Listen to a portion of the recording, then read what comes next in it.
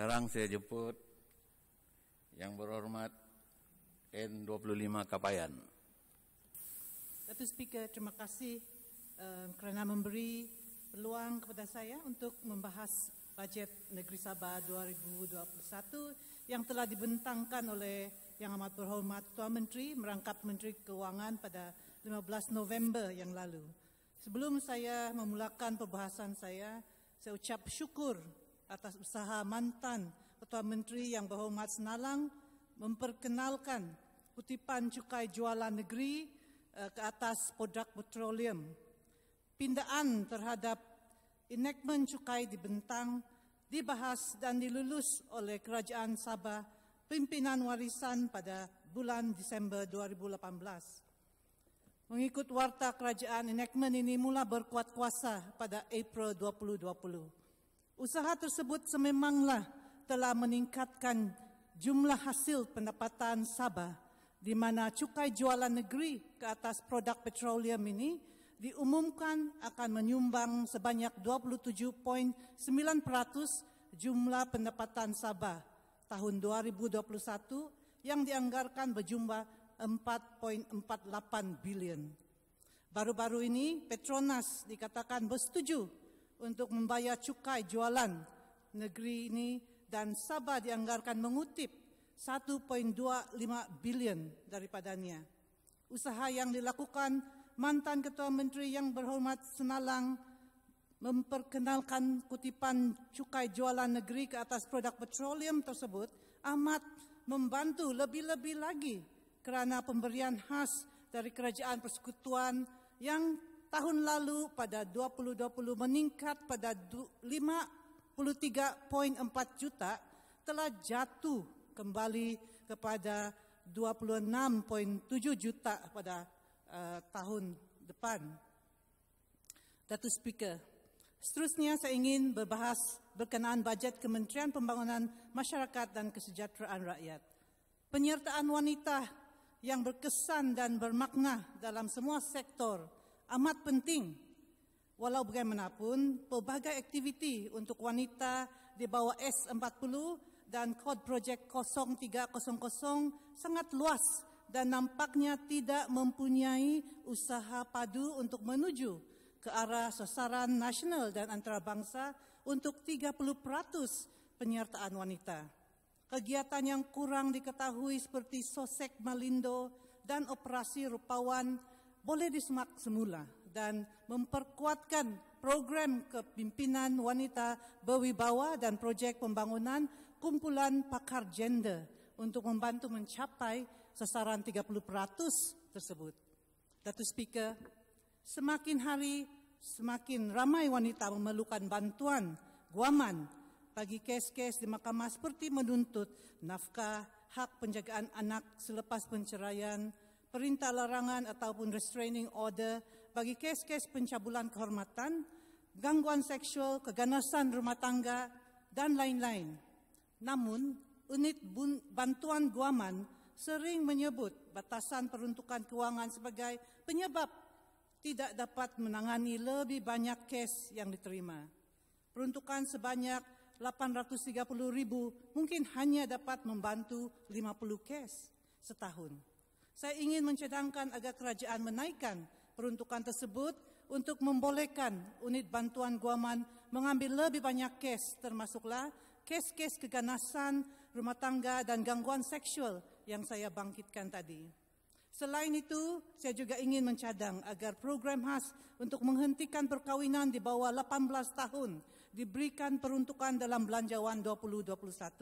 Sebelum ini, Kementerian Undang-Undang dan Hal Ehwal Anak Negeri ataupun KUHINS telah menerima pakai pelan 10 tahun menghentikan perkahwinan bawah umur 18 tahun yang merangkumi pindaan undang-undang di bawah Undang-Undang Keluarga Islam dan enactment Mahkamah Anak Negeri serta meneruskan pelbagai usaha kolaborasi antara JEWA, MPWS dan NGO yang disokong oleh UNICEF Malaysia.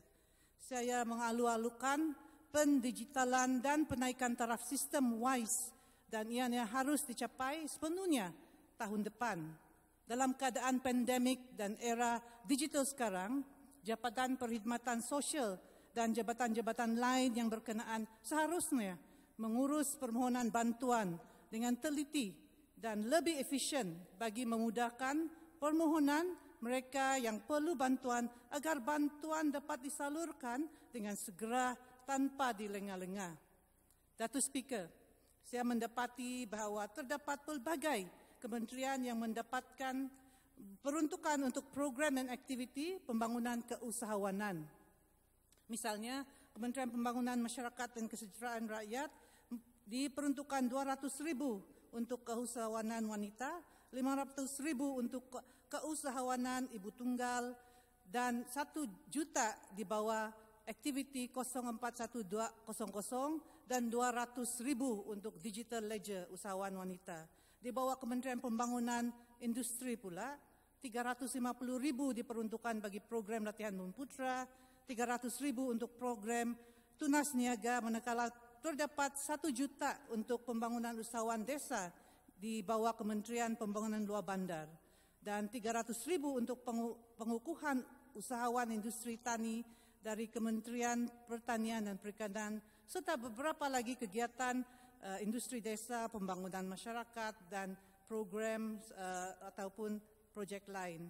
Di sini saya ingin cadangkan supaya semua program dan aktiviti pembangunan keusahawanan yang saya bangkitkan tadi diselaraskan agar promosi dilakukan secara serentak untuk lebih ramai lagi usahawan mengetahui mendapat manfaat daripada bantuan-bantuan tersebut. Datuk Speaker, seterusnya saya ingin membahas bajet di bawah Kementerian Pelancongan, Kebudayaan dan Alam Sekitar. Saya mendapati terdapat ketidakseimbangan peruntukan untuk penjagaan alam sekitar dan ianya amat ketara. Malaysia telah memberi komitmen dalam penjagaan alam sekitar dan kita bangga dengan usaha konservasi alam sekitar di Sabah. Namun, peruntukan untuk kegiatan kebudayaan, pemberian kepada lembaga kebudayaan dan penyelenggaraan kompleks kebudayaan mencecah 10.2 juta, manakala pelindungan alam sekitar hanya 812,000. Dari segi projek pula, bajet untuk aset pelancongan mencecah 74 juta, manakala pelindungan alam sekitar hanya mendapat sebanyak 7.7 juta.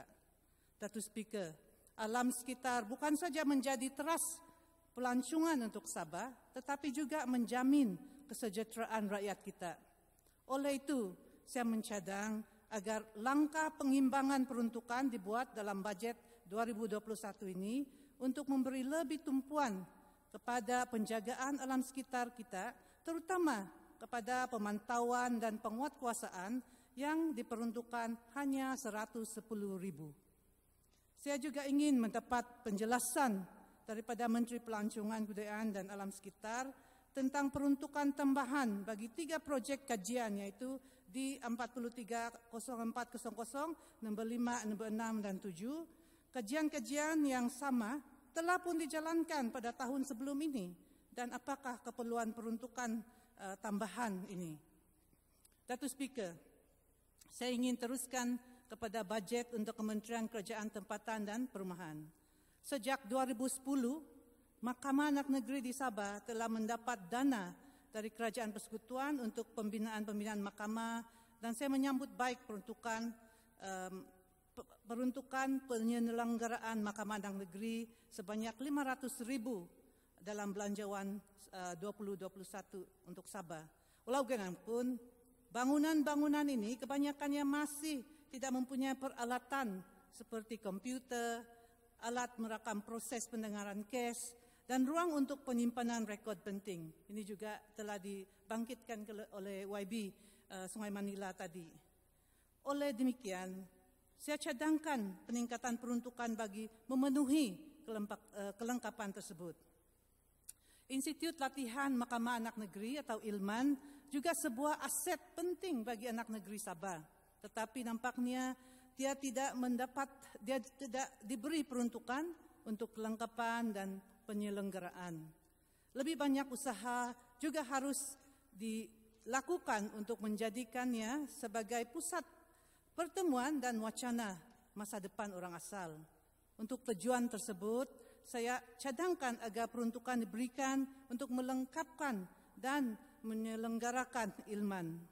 Datuk Speaker, saya menempati jumlah yang sama seperti tahun dahulu diperuntukkan untuk latihan ketua-ketua adat yang bakal dilantik. Mereka akan perlu latihan segera untuk memahami tugas dan tanggungjawab mereka. Program pendedahan untuk mereka mempelajari kemahiran seperti mediasi dan proses pengadilan juga diperlukan. Sekiranya jumlah sama seperti tahun terdahulu yang diperuntukkan di bawah pembangunan sumber manusia juga adalah untuk tujuan latihan ketua-ketua adat ini, maka jelas peruntukan ini tidak mencukupi dan perlu ditambah. Peruntukan sebanyak 215,000 untuk tujuan latihan sebelum ini sememangnya tidak mencukupi. Program bimbingan dan latihan yang teratur perlu dilaksanakan dan semua ketua-ketua adat harus dibekalkan dengan buku rujukan dan juga buku rekod. Datuk Speaker, Majlis Hal Ehwal Anak Negeri ketika ditempatkan di bawah KUHINS ataupun Kementerian Undang-Undang dan Hal Ehwal Anak Negeri telah memulakan proses penyusunan semula Mahkamah Anak Negeri dan penubuhan Jabatan Kehakiman Anak Negeri bagi meningkatkan standard Mahkamah Anak Negeri, dan sebuah jawatan kuasa pemandu telah pun dibentuk. Sekiranya jawatan kuasa baru dibentuk oleh kerajaan baru ini, maka komposisi jawatan kuasa harus terdiri daripada anak negeri yang benar-benar mengamalkan adat sehingga mereka mempunyai pengetahuan langsung untuk mengembangkan institusi anak negeri. Peruntukan yang mencukupi harus diberikan untuk di dalam belanjawan ini untuk menaik taraf Mahkamah Anak Negeri kita. Tuan Datuk Speaker, satu lagi kegiatan penting yang diberikan dana oleh kerajaan negeri sebelum ini tetapi tidak ada dalam belanjawan 2021 termasuk perayaan Hari Orang Asal Sedunia setiap 9 Ogos. Selain itu, terdapat juga sebuah perundingan antara jabatan berkaitan komitmen kerajaan Sabah terhadap pensijilan jurisdiksi Roundtable on Sustainable Palm Oil ataupun RSPO, di mana KUHINS telah dikenal pasti sebagai badan yang sesuai untuk mengawasi pelaksanaan izin berasaskan makluman awal bebas dan telus ataupun free prior informed consent, yang merupakan sebahagian daripada keperluan pensijilan jurisdiksi RSPO ini. Saya cadangkan agar kegiatan ini diberi peruntukan yang sewajarnya. Datuk Speaker, berkaitan peruntukan bagi Majlis Perbandaran, saya ingin cadangkan agar peruntukan dinaikkan, khususnya untuk Majlis Daerah Penampang untuk mengembangkan sistem e-aduan mereka. Dalam era digital ini, pengendalian e-aduan akan memudahkan rakyat untuk melaporkan apa-apa kerosakan atau keperluan pelanggaran. Demikian juga untuk pendigitalan lesen dan pembayaran fee yang akan memudahkan pemulihan ekonomi kita dan memperkasakan komuniti bandar. Berkenaan dengan pembatalan anggaran di sewa beli rumah, apakah ini bermaksud bahawa dasar ini tidak akan dipertimbangkan lagi? Saya cadangkan agar kerajaan negeri menyusul hal ini dengan kerajaan pusat agar keluhan keluarga B40 untuk memiliki rumah yang mereka menyewa. Datuk Speaker, saya ingin bangkitkan sedikit saja berkenaan bajet Kementerian Sains, Teknologi dan Inovasi. Sudah tentu Menteri bersetuju dengan saya bahawa pendidikan adalah tonggak pembangunan insan dan bahawa program-program Kementerian Sains, Teknologi dan Inovasi perlu libatkan masyarakat luar bandar. Soalan saya kepada Menteri, adakah peruntukan kementerian bagi perpustakaan bergerak dan pameran dan ceramah meliputi luar bandar? Datuk Speaker, seterusnya saya ingin merujuk kepada bajet Kementerian Pembangunan Luar Bandar.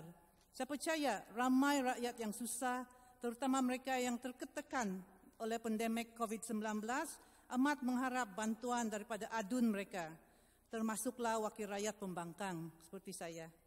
Di sini saya ingin memohon pertimbangan agar Menteri Pembangunan Luar Bandar memberi peruntukan bantuan orang susah atau BOS Pada semua wakil rakyat, tak kira kerajaan ataupun pembangkang, supaya semua rakyat dapat dibantu dengan adil dan saksama. Selain itu, saya menyambut baik peruntukan 4 juta untuk pembekalan elektrik dan air alternatif di luar bandar bagi tahun 2021 hingga 2025 dengan 1 juta untuk Belba dan 1 juta untuk Balba bagi tahun 2021. Saya mohon Menteri KPLB untuk memberi maklumat jumlah kampung yang akan mendapat manfaat daripada projek ini dan adakah pengusaha tempatan akan dilibatkan. Datuk Speaker, bagi Kementerian Belia dan Sukan, saya ingin bertanya satu soalan saja, iaitu adakah Kementerian akan menaik taraf stadium penampang? Sekiranya ya, berapakah jumlah dan bawa butiran mana? Sila jawab, ya, YB Menteri. Alih sekali, Datuk Speaker, saya mendapati terdapat peruntukan kepada unit ikrar di bawah Jabatan Ketua Menteri. Saya ingin mendapatkan penjelasan daripada Menteri Kewangan apakah tujuan unit ikrar di bawah Jabatan Ketua Menteri tersebut. Datuk Speaker, sebagai penutup, izinkan saya mengucapkan selamat Hari Natal dan Tahun Baru 2021 kepada semua di Dewan yang mulia ini. Sekian, saya mohon menyokong belanjawan ini dengan syarat bahawa semua wakil rakyat, tak kira kerajaan ataupun pembangkang, diberikan peruntukan yang sama. Sekian, terima kasih. Terima kasih Yang Berhormat Kepayan.